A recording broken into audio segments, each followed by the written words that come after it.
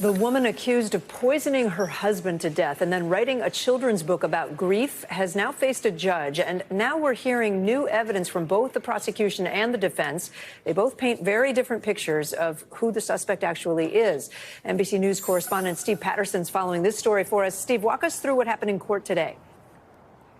Yeah, well, remember, this was a bail hearing, Kate, to determine whether or not this woman, Kouri Richins, should remain behind bars or whether or not she has the opportunity to be released on bail pending what will become a trial. The judge moments ago, though, determining that there was enough evidence provided by the state and determining that based upon the possibility of her being a flight risk or a risk to the community, based upon the seriousness of the accusations, that she should remain behind bars. How we got there, though, is pretty interesting. I mean, this was essentially a litany of supporting witnesses called by the prosecution, all really kind of centering on what will become a key factor in the case, which is the financial situation between husband and wife. Was there a dispute based upon this multi-million-dollar property that they closed on? Was she in dire financial straits upon her husband's death? And would she have benefited based upon her husband dying and inheriting the estate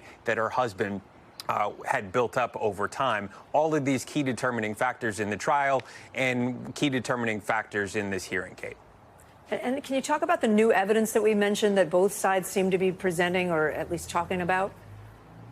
Yeah, the defense attempting to poke holes in the prosecution's argument, mostly centering around this key witness that the prosecution will have, which is essentially a middle person that was alleged to provide the drugs that led to her husband's death. They're poking holes in saying that this person was a known criminal, a known drug dealer, would have benefited from agreeing essentially with the state. The prosecution, meanwhile, as we all know, pointing to several web searches that were pertained to have happened post her husband dying. Things like, you know, is there a luxury prison for the rich and so on. You can see them on screen, all, of course, part of this and will be a part of the trial as this moves forward, Kate.